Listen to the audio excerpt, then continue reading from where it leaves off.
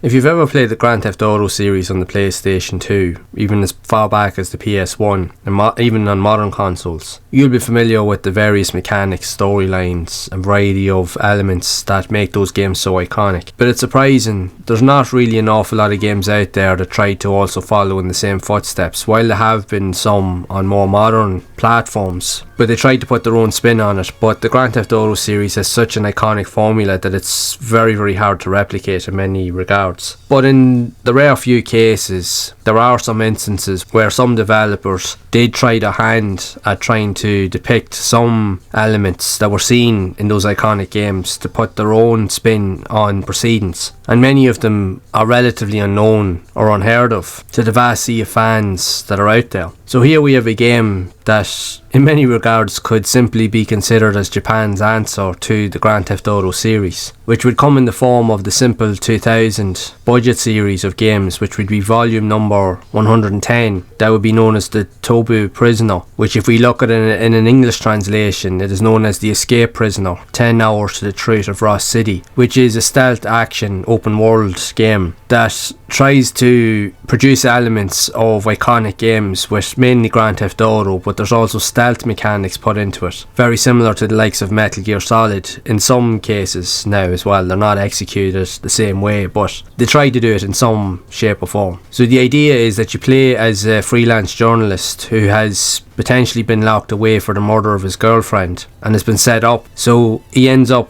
managing to escape after an accident with his police transport, with both the police and the mafia after him. So it's your goal to try and evade and escape your pursuers so that you can find the truth and free your name, which will consist of you having to run, hide, shoot, fight, even knock out people so that you can steal their clothes, use various disguises to remain hidden, and even steal cars, very similar to the likes of Grand Theft Auto, in order to get about the vast open world you'll find yourself in. You will also have to interact with different characters that you can talk to on the street that will give you information regarding some of the story elements and various side quests or objectives that you'll need to complete in order to progress through the game's overall story. But you have to be mindful of your surroundings, as the cops are all over the place and they're always trying to look out for you. So in some cases, some cops might recognise you, some will, some won't, but if they do recognise you, all hell will break loose and they'll stop at nothing in order to get at you. So from a distance they'll start shooting at you. When they get up close, they'll try to beat you to death pretty much. And you also have mafia members to contend with as well, so there's a lot of people out to try and kill you. Now, unlike the more modern Grand Theft Auto games, if you've ever played Grand Theft Auto 3, which starts off in a similar style with regards to the story, you're freed from a scenario where you're a part of a police transport that is hijacked.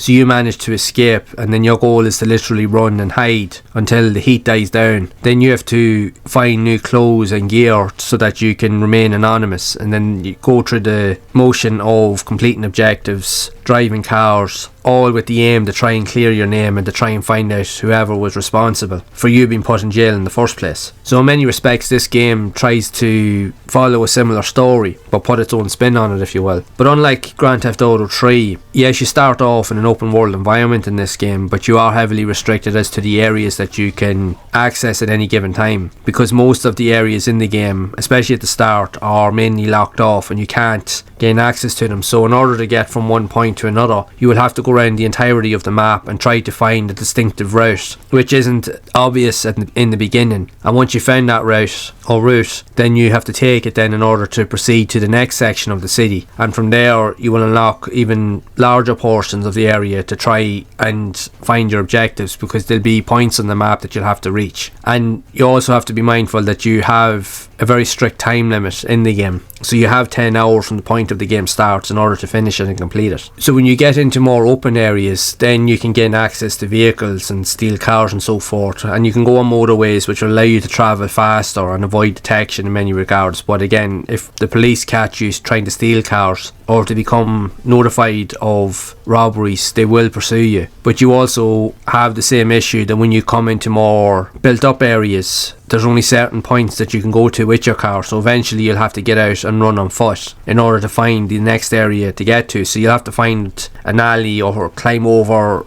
something specific, or find a gateway into a park that you'll have to run around in order to find the exit so that you can get onto the next section and just keep moving forward with the story. And along the way you will have to engage with enemies, you'll have to fight, shoot them, beat them up. You'll either have to steal from them, you'll have to sneak past them, and you'll also have to engage with other people on the streets in order to get information as to where to go next and so forth.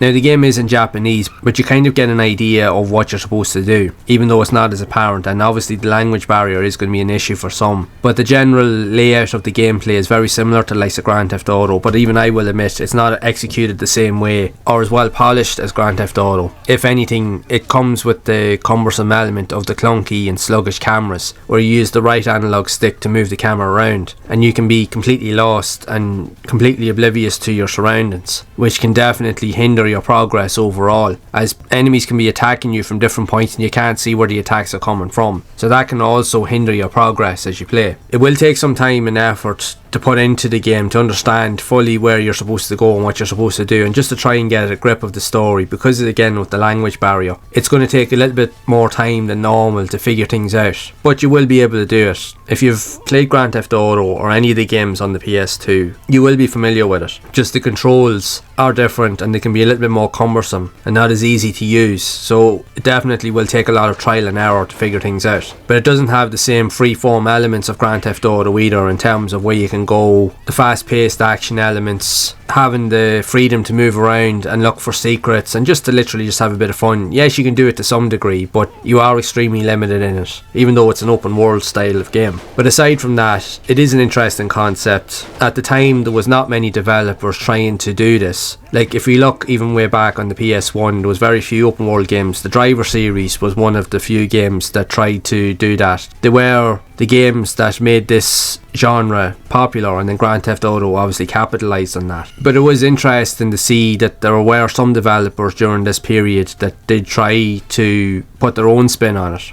While yes, they're not considered as good, which they're not really, but they're interesting all the same, and now worth a try. It would be interesting if this game ever got an English translation. I definitely think it will appeal to a lot more people, and it will be a lot more approachable for fans, just to get a glimpse of to what the game actually is supposed to do. And I think a lot of us would put a lot more time into it if that was the case. But regardless, I would love to know your thoughts of this game, and what do you think of it overall. Would you be interested in playing another Grand Theft Auto style clone or spin-off that was released on the PS2 that obviously many of us don't really know about or have never heard of before, as it is an interesting concept, even though it's nowhere near the quality of Grand Theft Auto, but it's still something I think that is worth playing, at least. So whatever stories or interests you do have in it, be sure to share it down in the comments below. And if you would like to see more content around other types of interesting and quirky games like this that very few know about that were released in Japan for the PlayStation 2, then leave a like on the video, subscribe to the channel, and you can check out the playlist on screen here where I have covered many of these other titles that were released on the console so that you can see them in action. And I will see you all in the next one.